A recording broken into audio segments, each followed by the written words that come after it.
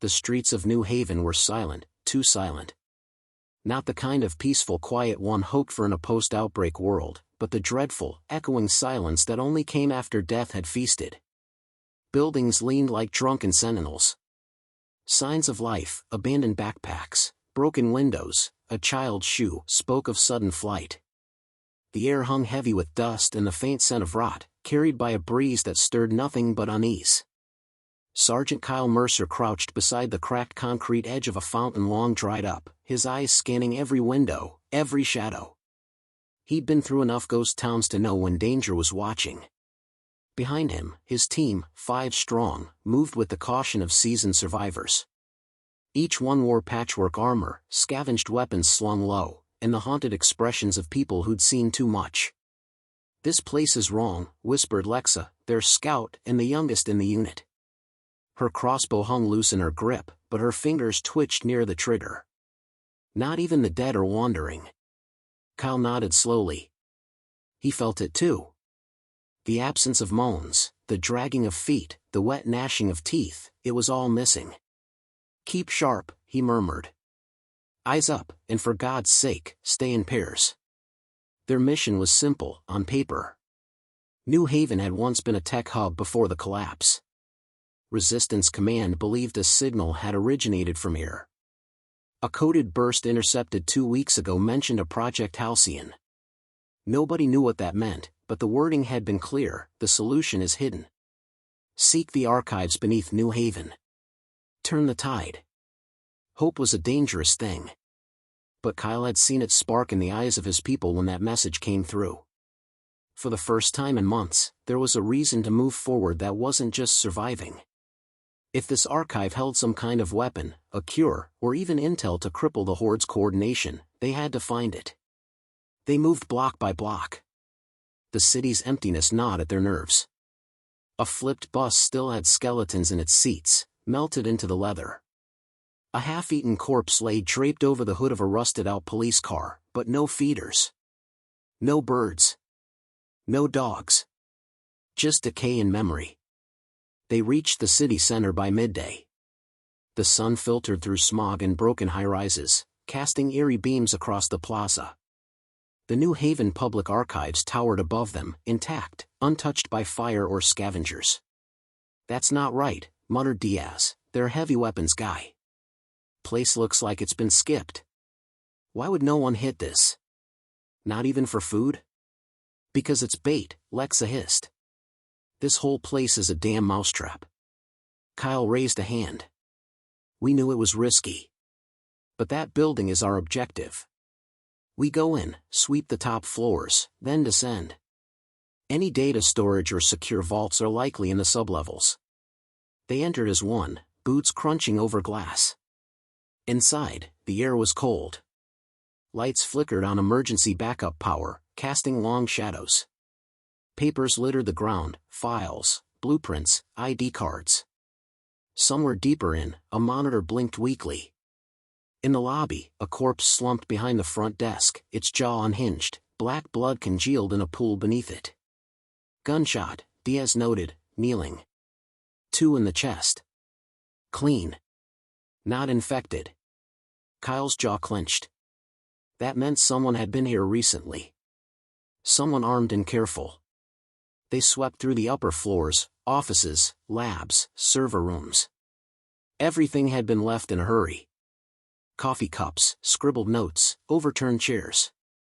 In one room, Lexa found a message scrawled on the wall in dried blood. "They're not what they seem. Don't trust the quiet." That was when the first scream came, high-pitched and far below them. Not a zombie's guttural moan. A human voice. "Basement," Kyle barked. "Move!" They barreled down the emergency stairs, weapons raised, hearts pounding. The silence was gone now, replaced with something worse. A low, mechanical hum vibrated the walls. Faint lights blinked along the metal-lined hallway below. Security doors. Motion sensors. Who the hell had power in a dead city? Diaz muttered. Lexa pointed. "There.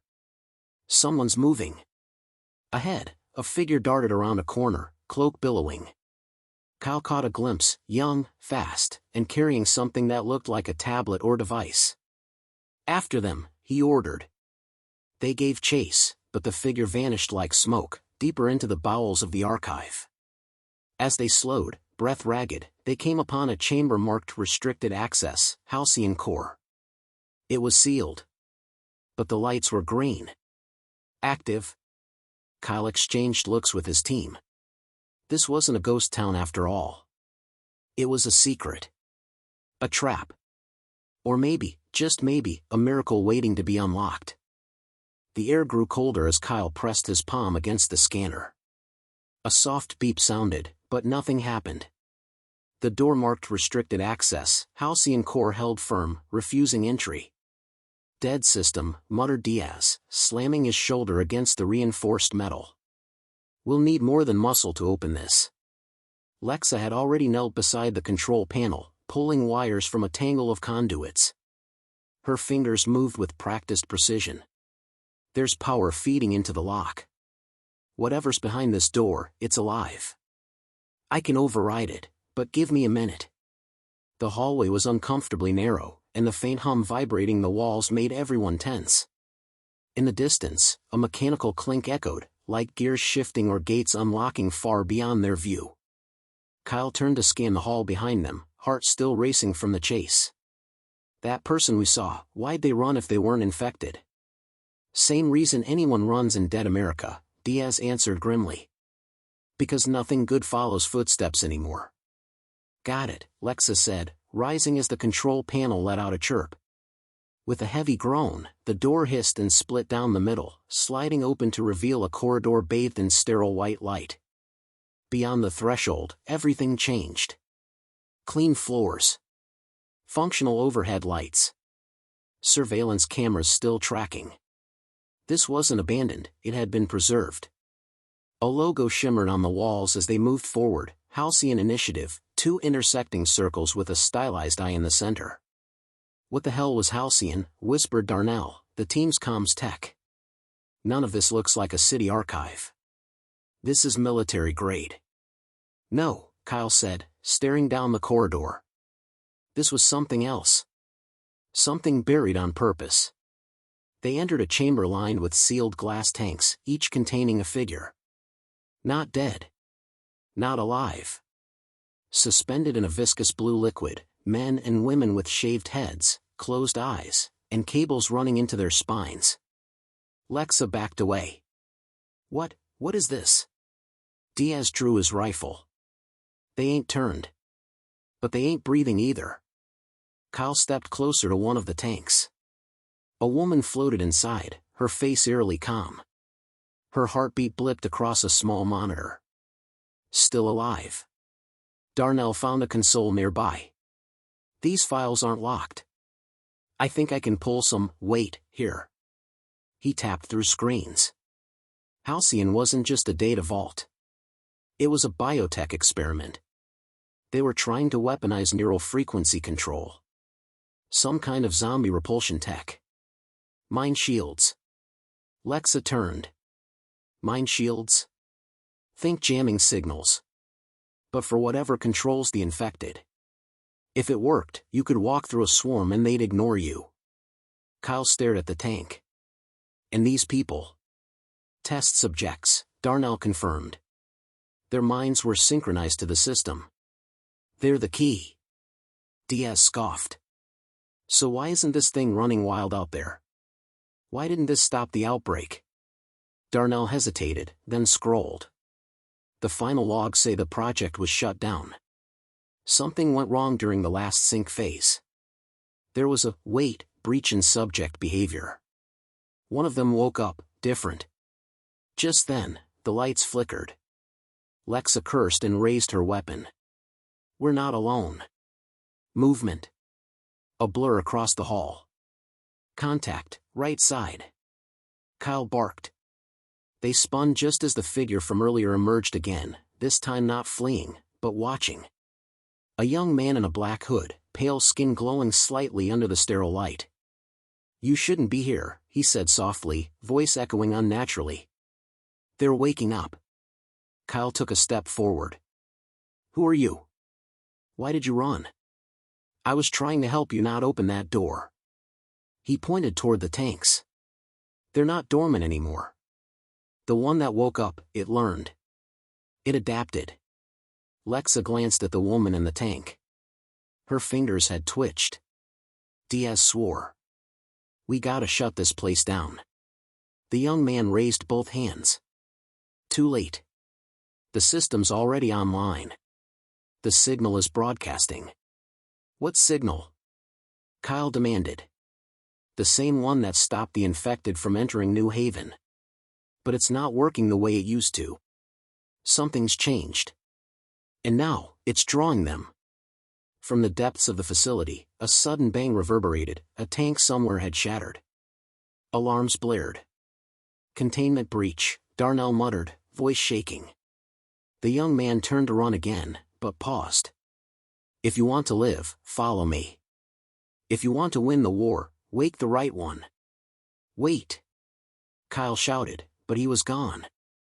Behind them, the tank containing the calm woman fogged up with breath. Her eyes fluttered open, completely black. The cold glow of the tank flickered as the woman's eyes snapped open, pitch-black orbs that seemed to swallow the sterile light around her. She didn't thrash or scream like the infected. Instead, she gazed with eerie calm, her mind awakening after long silence. Kyle's team stood frozen, caught between fear and fascination. The low hum of the facility was now punctuated by a distant roar, far beyond the heavy doors, the unmistakable sound of undead hordes gathering. Lexa whispered, "She's different. I can feel it." Diaz tightened his grip on his rifle. Different or not, she's a walking question mark, and I don't like questions right now. Suddenly, the sealed chamber doors slid open with a hiss. The young man in the black hood returned, his eyes scanning rapidly. Her name is Mira. She was the lead subject in Project Halcyon. They tried to bind her mind to the system, but she broke free. Not like the others. Kyle stepped forward cautiously. Break free how? She looks alive. More than alive, the man said. Mira can control the infected, bend them to her will. But she's unstable. If you want to survive this, you need to trust her, whether you like it or not. The distant roar grew louder, vibrating through the floors. Why help us? Kyle demanded. What's your stake in this? The man's voice dropped to a whisper. I was one of the engineers who designed Halcyon. I wanted to use it to save humanity. But when Mira awakened, things went dark. The project was buried, and the city was sealed off. Sealed off? Lexa repeated. Why? Because Mira didn't just wake. She changed. The signal she broadcasts affects more than the infected, it can manipulate minds. Some say she's the key to controlling the horde. Others say she's the start of something worse. Kyle exchanged a look with Diaz. We don't have a choice. The horde's already here. The roar turned into a deafening chorus as the first wave of infected slammed against the heavy metal gates of the facility. Their gnashing teeth and guttural screams echoed through the corridors. Lexa loaded a bolt and aimed at a small viewport. They're coming. Mira stepped out of the tank, her movements fluid and precise. She seemed human, but with an otherworldly grace. Her eyes met Kyle's. I can help you, but you must follow me. Kyle nodded, signaling the team to hold position. We need to know what we're dealing with. Myra's voice was calm, almost hypnotic. The signal I emit disrupts the infected's aggression temporarily. But it drains me. I can only hold it for so long. Diaz scoffed. So you're a battery? Mira smiled faintly. A weapon. But also a bridge. The facility's emergency lights flickered as the infected battered the doors. Seconds stretched. We have to move, Kyle said. Lead the way. Mira led them deeper into the facility, winding through labyrinthine corridors that opened into a control room bristling with blinking consoles and monitors. Darnell rushed to the main terminal. If this system is still online, maybe we can amplify her signal, give her more power. Mira laid her hand on the console.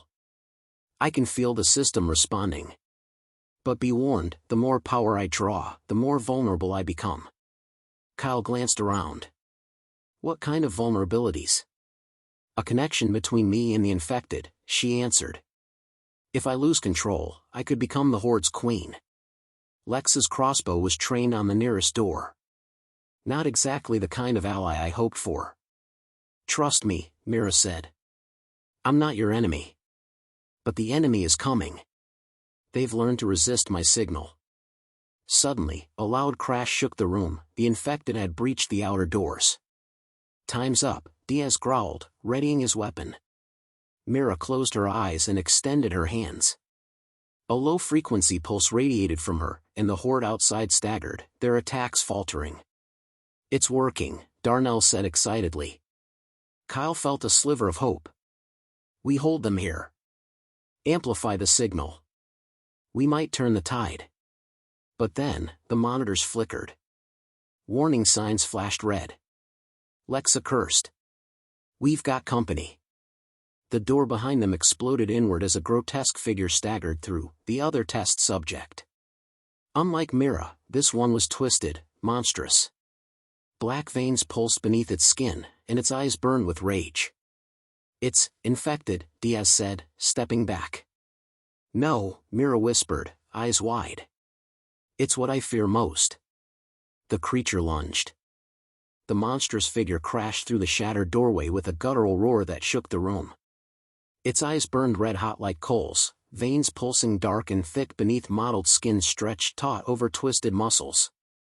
Unlike the mindless infected they had fought so many times before, this thing moved with terrifying purpose and intelligence, an enemy born from the same Halcyon project gone horribly wrong. Kyle barely had time to react. Fall back. Lexa, cover our retreat. Lexa snapped her crossbow up, bolts flying with deadly precision, but the creature shrugged them off like stings. It advanced fast, ripping the metal consoles apart with inhuman strength as it stalked toward Mira, who stood in the center of the room with an unshaken calm that sent chills down Kyle's spine. Mira, get back! Kyle shouted, raising his rifle. But Mira lifted her hand, and a pulse of strange energy erupted, holding the creature in place for a moment. Don't hurt it, she said quietly, her voice carrying an edge of desperation. It's still part of me. Diaz growled, edging closer with his shotgun loaded. Part of you? That thing's a monster. It's what happens when control is lost, Mira explained, her gaze fixed on the creature struggling to break free from her influence. When the system fails, the subjects become corrupted. This one is the dark side of Halcyon. Kyle's mind raced. They were facing not just zombies, but twisted experiments capable of commanding or becoming the infected. The implications were staggering and terrifying. Suddenly, the creature broke free with a violent roar and lunged. Diaz blasted it with buckshot, but the monster's unnatural strength sent him flying back, crashing into a console that sparked and hissed. Diaz! Kyle yelled, racing forward as Lexa fired bolt after bolt. Myra's expression hardened. If I can stabilize it, we can regain control. But I need time. Kyle grabbed Diaz, dragging him behind cover. Darnell, get those security shutters down. Lock this thing out. Darnell slammed the button, and heavy steel shutters began to descend over the entrances, but the monster smashed through the first with a roar, shaking the whole room. Lexa shot at the creature's head repeatedly. This isn't normal. It's adapting, learning from every hit. Exactly, Mira said, her voice trembling. She closed her eyes and reached out mentally, sending a wave of frequency toward the creature. For a moment, its aggression slowed, muscles twitching as if fighting invisible chains. Kyle glanced at Mira, realizing the toll this was taking on her. She was bleeding from her temples, sweat streaming down her pale face. Come on, Mira. Hold it together, he urged. Suddenly, the lights flickered, and the whole facility trembled. An alarm blared, a warning of critical system failure. We're losing power. Darnell shouted. Then we're running out of time, Kyle said grimly. Myra's control faltered. The creature broke free again, but this time its roar was filled with pain and confusion. It stumbled backward, collapsing to the floor. "Now's our chance," Kyle commanded. "Everyone, fire." They opened up, bullets and bolts tearing into the creature's flesh. Yet it didn't die. Instead, it convulsed violently and let out a scream that echoed through the chamber, rattling bones and shaking windows. Mira dropped to her knees, clutching her head. "The connection, it's breaking." Kyle moved to her side. "What happens if it does?" Her eyes locked on his, dark and filled with sorrow. "If I lose control, the creature will rampage freely. Worse, my signal will distort, and the infected will be drawn here like a magnet. The horde will overrun the facility." A heavy silence fell as the weight of her words sank in. Diaz groaned, stirring on the floor. "So, what?" "We hold this place while she dies." Kyle shook his head. "No. We're survivors. We adapt. There's another way." Lexa looked at the shattered console. "The system controls the power grid for this whole district. If we reboot it manually, maybe Mira can stabilize both the creature and the signal." Darnell nodded quickly, wiping blood from his face. "I can try, but the mainframe is in the lower sublevels, past where the horde broke in." Kyle took a deep breath. "Then it's a suicide mission." "No," Mira said softly, rising unsteadily. "It's the only chance we have." With Myra's signal pulsing faintly in the background, Kyle's team prepared to descend into the labyrinth below, where dangers both undead and human waited. The fate of the resistance, and perhaps the entire world, rested on what they might find in the darkness. The stairwell leading down into the lower sublevels was cold and damp, with the smell of rust and decay thick in the air. Kyle's flashlight cut through the darkness as the team descended cautiously, every step echoing through the narrow concrete corridor. Myra's presence was a strange comfort and a constant source of unease. Her eyes scanned the shadows, alert to dangers they couldn't see. "Power's unstable down here," Darnell warned, tapping his tablet against the cracked wall. "The mainframe is connected to some old generator system. If it's offline, we'll have to manually switch it on." Lexa tightened her grip on her crossbow. "And if the horde is already inside this part of the facility?" Diaz snorted. "Then we don't get to hesitate." As they reached the bottom floor, a faint buzzing sound filled the air, the hum of machinery struggling to stay alive. Broken terminals flickered dimly, and pools of stagnant water reflected the weak light. Kyle moved toward a thick metal door labeled Main Power Control. Before he could reach the panel, a guttural growl stopped him cold. From the shadows emerged a small group of infected, their movements jerky but coordinated, eyes glinting with unnatural intelligence. They stopped just short of the flashlight beams, as if sensing something unseen. Mira stepped forward, eyes glowing faintly. She reached out, sending a pulse that rippled through the room. The infected halted, snarled, and then turned away, retreating into the darkness without attacking. Kyle exhaled slowly. That was impressive. Diaz lowered his shotgun. "Lucky. Let's hope that lasts." Darnell knelt before the control panel, tapping rapidly on the screen. "I can bypass the security protocols. Give me 5 minutes." The silence was thick with tension.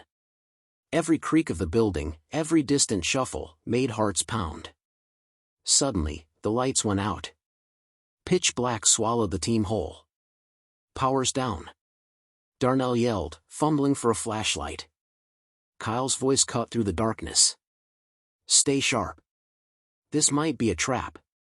From somewhere deeper in the facility, a low, haunting wail echoed, a sound unlike any infected moan they'd heard before. It chilled their bones. Lexa whispered, "That's no ordinary zombie." Myra's eyes narrowed. "It's one of the rogue subjects. They have evolved in the dark. More dangerous than anything we've faced." The team regrouped, flashlights flickering back on. Ahead, the corridor forked, one path led to a series of research labs, the other to a maintenance tunnel lined with exposed pipes. Darnell pointed toward the labs. "The mainframe's located there. If the rogue is nearby, It could be guarding it. Kyle nodded. We split up. Lexa and I take the labs. Diaz and Darnell cover the tunnel. Mira, stay with me. Myra's glow pulsed softly. I'll help you sense danger. As they moved forward, Kyle couldn't shake the feeling of being watched. The silence was oppressive, and every shadow seemed to shift with hidden movement.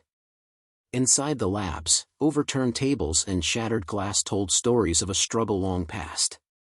Broken monitors displayed corrupted data, but one terminal flickered weakly. Kyle's fingers flew over the keyboard, trying to restore power.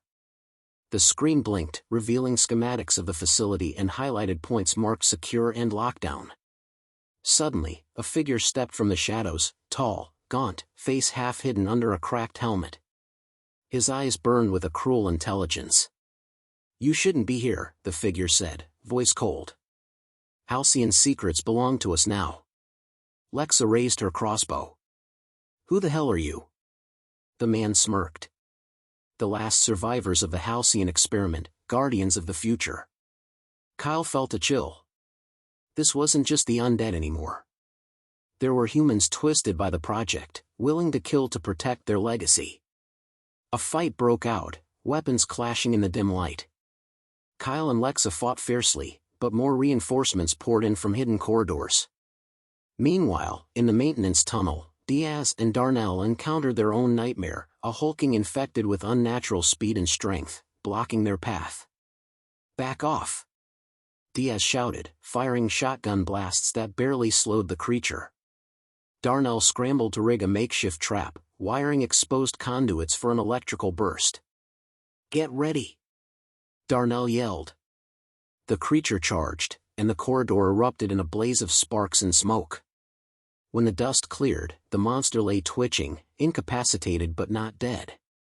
Back in the labs, Kyle realized the fight was unwinnable without reinforcements. We have to retreat, he shouted. Get to the mainframe.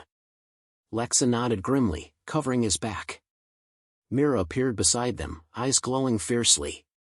The signal needs to be restored. Without it, the horde will consume everything. Kyle looked at her, the weight of the mission clear. They were running out of time, trapped between monsters born of science and the relentless undead. But somewhere deep in the darkness of the Halcyon facility, a secret waited, a final piece of the puzzle that could turn the tide. And Kyle was determined to find it. The faint hum of the emergency power was barely enough to light the room, casting long, twisted shadows against the cracked walls of the Halcyon facility's deepest chamber. Kyle and his team moved carefully, senses razor-sharp, as they approached the heart of the complex, the central mainframe room where the fate of the resistance could be decided. Myra's eyes flickered with exhaustion but also determination. This is where everything began, and where it can end. The air was thick with a metallic scent, mixed with the stale odor of decay. The mainframe itself was a monstrous machine, ancient and advanced all at once, cables snaking like veins, consoles blinking with cryptic symbols, screens displaying fragments of data no one could yet fully understand. Darnell knelt at the control panel, fingers flying over the touch screen. If I can reboot the system here, it might amplify Myra's signal and regain control over the infected. But it's delicate, one wrong move could fry the whole network. Kyle watched the monitors, the tension building with every passing second. We don't have the luxury of mistakes. Lexa kept her crossbow trained on the darkened corridors outside. You think the horde will wait while we play with machines? Diaz grunted, cleaning his shotgun barrel. They won't. But they'll have to get through us first. Suddenly, the facility shook violently, a deep rumble that echoed through the walls like an earthquake.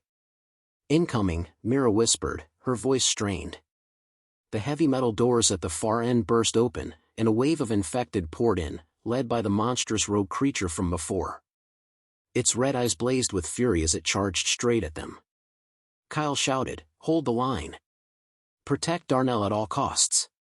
Bullets and bolts flew, piercing through rotting flesh and snarling faces. Mira extended her hands, sending out pulses of energy that staggered the horde, buying precious seconds. But the rogue was relentless, slamming into the barricades, smashing them apart with brutal force. Darnell's hands trembled as he worked frantically to stabilize the system. Almost there, come on. The room was chaos, screams, gunfire, and the unearthly wails of the infected melding into a symphony of desperation. Suddenly, the monitors flickered to life, displaying a new screen, Halcyon Core Override. Darnell's eyes widened. I think I found the override. If I activate this, it could reset the entire system, but it might also shut down Myra's signal temporarily. Kyle's heart pounded. Is there another way? No, Darnell replied firmly. This is it. We either reset everything now or lose the facility, and maybe the war. Myra stepped forward, her body weakening but her resolve unbroken. Do it. I'll hold the horde as long as I can. Kyle glanced at his team. Everyone ready? A chorus of determined nods followed. With a deep breath, Darnell pressed the override button. The mainframe roared to life, sending a powerful pulse through the facility. Lights brightened, machines hummed with renewed energy, and Myra's signal surged outward like a beacon. The infected staggered, their aggression melting away as if a switch had been flipped in their minds. The rogue creature collapsed, twitching and confused. Lexa exhaled sharply. It's working. But then, the unexpected happened. The screens began to glitch, displaying strange symbols and images, memories from the past, faces of the original Halcyon subjects, and a warning: the system is a double-edged sword. Myra's eyes flashed with sudden understanding. The signal controls the infected, but it also binds them to me. If I die, the entire network could collapse, turning the horde into something uncontrollable. Kyle's voice was steady. Then we protect her. No matter what. Outside the facility, the silence that followed was heavy, as if the entire city was holding its breath. The resistance had gained a crucial advantage, but the cost was only just beginning to reveal itself. Kyle looked at Myra, whose strength was fading fast. This isn't over, he promised. Not by a long shot. The low hum of the Halcyon facility had shifted from a roar to a soft pulse, like the steady beat of a fragile heart. Kyle stood beside Myra, watching as the faint glow in her eyes flickered with every breath she took. The battle to reclaim the city wasn't over, in fact, it was just beginning. But now, with control over the infected wavering in their hands, hope hung by a thread. We need to move, Kyle said, voice low but urgent. The horde won't stay dormant for long. Lexa checked her crossbow and scanned the perimeter. What's our plan? We hold here, or do we try to push out? Diaz flexed his fingers around the shotgun's grip, eyes shadowed. Either way, the next move's theirs. We've got to be ready for anything. Myra looked up, her expression distant but fierce. I can maintain the connection, but it drains me. If we push too hard, I might not survive. Kyle swallowed hard. The weight of leadership pressed down like a stone in his chest. Then we use the time she gives us. We take back the streets, reclaim safe zones, and prepare for the final push. Outside, the city lay in uneasy silence. The streets were empty, ghostly corridors lined with crumbling buildings, broken glass, and abandoned vehicles. But beneath that quiet, something was stirring. We're not alone, Darnell said, voice tight. There's movement in the shadows. Something different. Kyle's team moved cautiously, weapons raised as they advanced toward the Resistance's rendezvous point. Suddenly, a figure stepped out from behind a burned-out car, a man in ragged clothing, eyes wary but not hostile. Name's Elias, he said, voice rough but steady. I've been tracking the horde's movements. You're right about the signal, there's something controlling them, but it's unstable. Kyle nodded slowly. We need all the help we can get. Elias led them through a maze of side streets and underground tunnels, revealing hidden caches of supplies and pockets of survivors. But with every step, the tension grew. The horde's changing, Elias warned. The longer this signal holds, the more unpredictable they become. Some are acting like soldiers, coordinated, strategic. Lexa frowned. We thought the infected were just mindless. Not anymore, Elias said grimly. This war isn't just between humans and zombies. It's evolving into something else, something we don't fully understand. As night fell, the team set up a temporary camp in an abandoned church. Around a flickering fire, Mira sat silently, exhaustion etched into every line of her face. Kyle crouched beside her. How much longer? She met his gaze, steady despite the pain. Not long. But if we can get to the old broadcast tower on the east side, I might be able to amplify the signal, stabilize it, maybe even turn the infected against the real enemy. Then that's where we're headed, Kyle said firmly. No more running. Diaz loaded his shotgun, determination blazing in his eyes. Let's finish this. The next morning, they moved out, navigating the silent streets with caution. The city seemed to hold its breath, watching. As they approached the broadcast tower, a chilling sound filled the air, a low, guttural growl that grew louder, closer. From the shadows emerged a wave of infected, more organized and terrifying than ever before. Hold the line! Kyle shouted. Gunfire erupted, crossbow bolts and shotgun blasts tearing through the advancing horde. Mira focused her energy, sending pulses that disrupted the attackers, buying time. But the infected kept coming, relentless and growing stronger. Suddenly, from the edge of the battlefield, a figure appeared, tall, armored, and moving with unnatural speed. The rogue creature from the facility, stronger and more vicious than before, led the attack like a general commanding an army. Kyle met its gaze, unflinching. This ends here. The battle was brutal, every second a fight for survival. But as Mira reached the base of the tower, she collapsed, drained beyond strength. Kyle and the others fought back the tide, protecting her as Darnell scrambled to access the tower's controls. With a flick of a switch, the tower sent a powerful signal across the city, amplifying Myra's connection. The infected paused, confused, then slowly began to retreat, some turning away from their destructive path, others collapsing into stillness. A fragile silence fell. Kyle looked at Mira, tears glistening in his eyes. You did it. She smiled weakly. For now, but the war isn't over. Part 8 title suggestion, The Last Stand, Reclaiming Dead America. Would you like me to continue with the final part?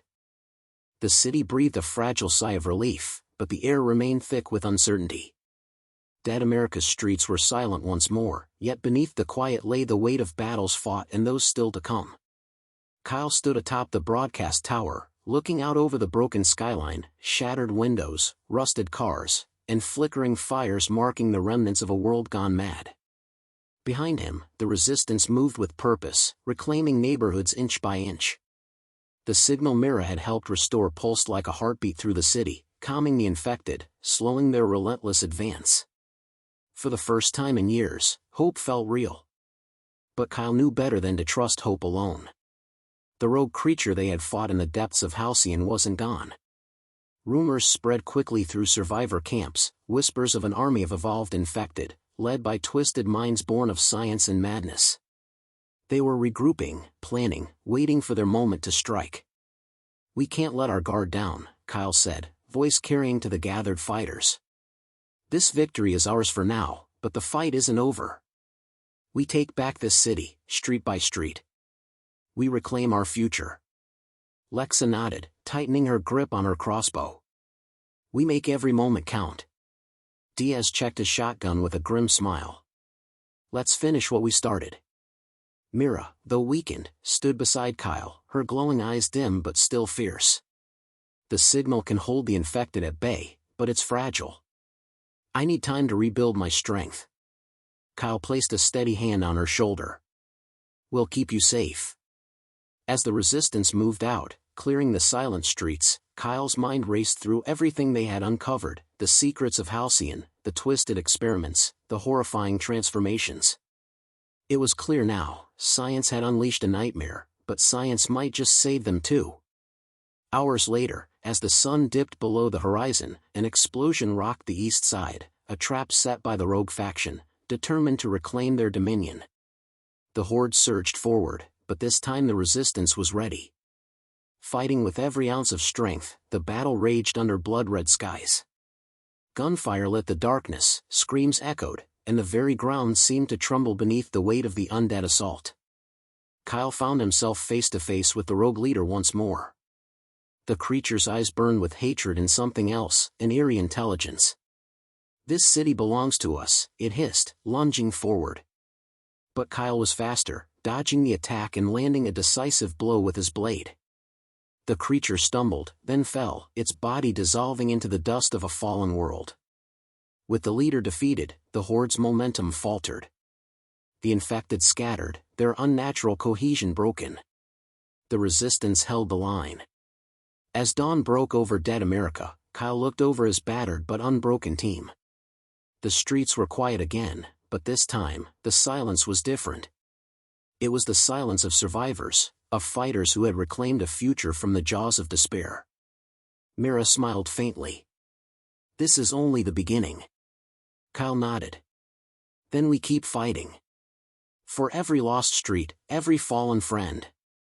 For the day when dead America breathes free again." And with that, the last of the shadows lifted, revealing a city scarred but not defeated, a testament to humanity's relentless will to survive and reclaim the world from the dead. If you'd like, I can help create a full narration, dialogue, or even suggest visuals for your YouTube series.